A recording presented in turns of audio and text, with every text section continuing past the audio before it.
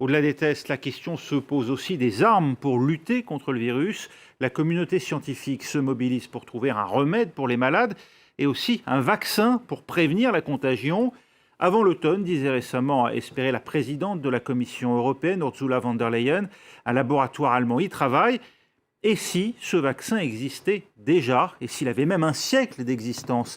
C'est la piste que poursuit une équipe de chercheurs français à l'Institut Pasteur de Lille, où un essai clinique se met en place sous la coordination du professeur Camille Lort, directeur de recherche INSERM à l'Institut Pasteur de Lille. Il est avec nous en direct. Bonjour Camille Lort.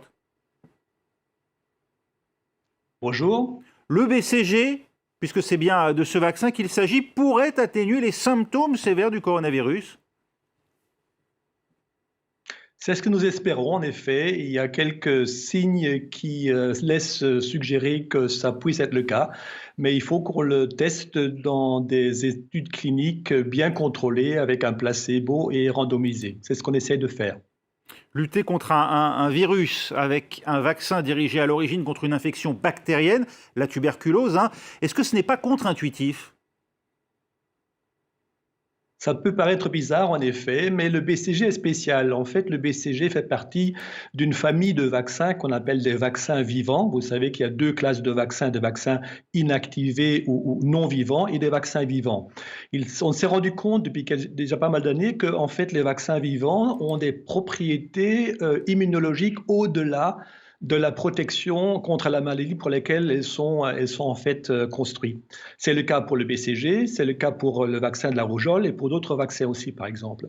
Donc on s'est rendu compte déjà depuis une cinquantaine d'années que le BCG était un très bon moyen pour lutter contre les cancers de la vessie. C'est en fait aujourd'hui un des meilleurs médicaments pour prévenir la rechute des cancers de la vessie quand ils se trouvent à un stade précoce, un stade T1. Et donc tous ces effets non spécifiques qui ont été démontrés aussi pour d'autres infections respiratoires, notamment en Afrique et d'autres études ailleurs dans le monde, suggèrent que le BCG est une arme éventuellement efficace pour lutter contre les maladies respiratoires infectieuses. Mais pour l'instant, on n'a pas de conclusion complète à tirer. C'est pour ça qu'il est important de faire une étude clinique bien contrôlée. L'essai clinique, il est en cours. Quand a-t-on les résultats? Alors, il n'est pas encore en cours. Pour l'instant, en France, nous sommes en train de le planifier, d'essayer de trouver de l'argent aussi, et les volontaires qui sont d'accord pour participer à l'essai. C'est un effort qui s'inscrit dans un cadre international, parce que nous sommes en concertation avec d'autres pays en Europe et aussi en Australie qui font ce même type d'études. En Australie, l'essai clinique a commencé cette semaine, lundi, je pense.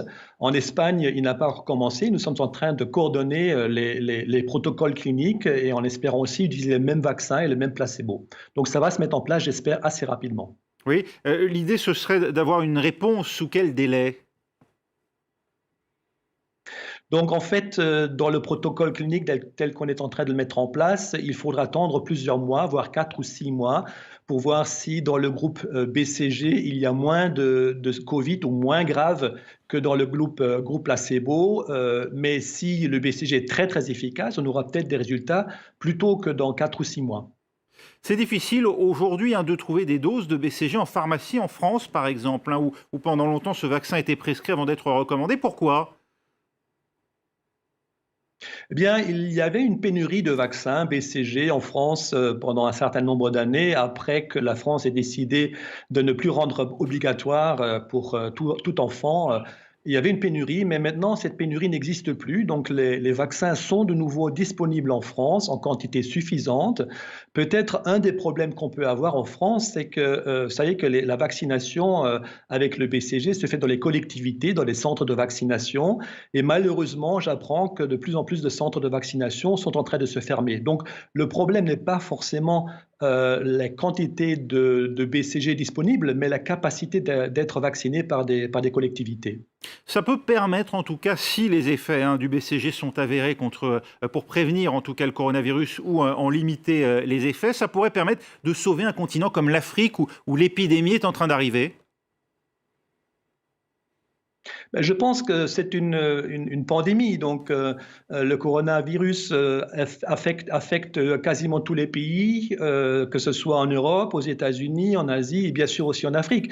Donc, si on avait des résultats concluants sur un essai clinique de ce style-là, je pense que c'est un vaccin qui pourrait être utilisé dans le monde entier et assez rapidement, parce qu'en fait, c'est un vaccin qu'on connaît depuis quasiment 100 ans, avec en fait des données sur la sécurité qui sont absolument gigantesques. Et on sait bien c'est un vaccin très sûr, mis à part pour les personnes immunodéprimées, et donc il peut être administré très rapidement à la planète entière. Merci Camille Lorte avec nous en direct, directeur de recherche INSERM à l'Institut Pasteur de Lille.